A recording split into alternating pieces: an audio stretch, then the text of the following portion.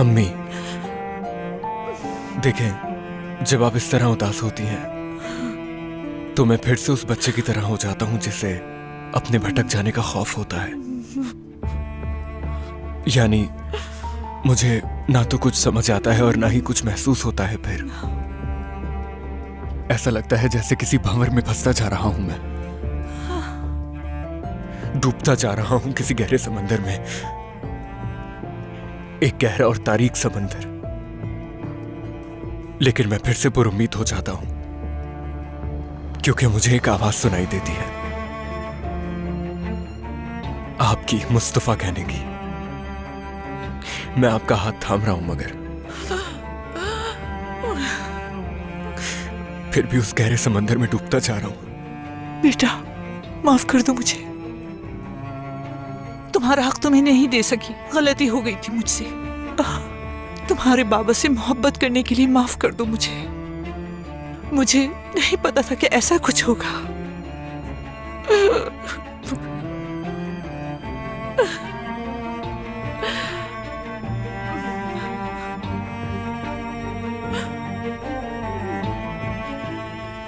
अब हमें क्या करना चाहिए अम्मी? वो दरवाजे पर आकर हमें जाने का कह रहा है। मैंने ही आपको यहाँ आने पर मजबूर किया अम्मी, मेरी ही गलती है सब। तुम्हें छोड़ दिया था मैंने, तुम्हारे दिल को दुख के अलावा कुछ नहीं दे सकी। मेरी वजह से तुम्हें जेल जाना पड़ा। इस सब के लिए खुद को कसूरवार मत ठहराओ। ये सब मेरी गलती थी जिसकी वजह से ये हुआ, वरना हमारे दरवाजे पे हमें जाने के लिए कैसे कह सकता था। मगर अब बस बहुत हो गया। इस दफा यहां से कहीं नहीं जाएंगे। बहुत आंसू बहा लिए हैं, मगर अब ऐसा नहीं होगा। कहीं नहीं जाएंगे हम यहां से। उनकी सांसें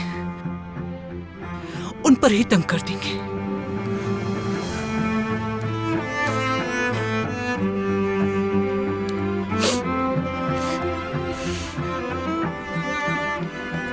अम्मी,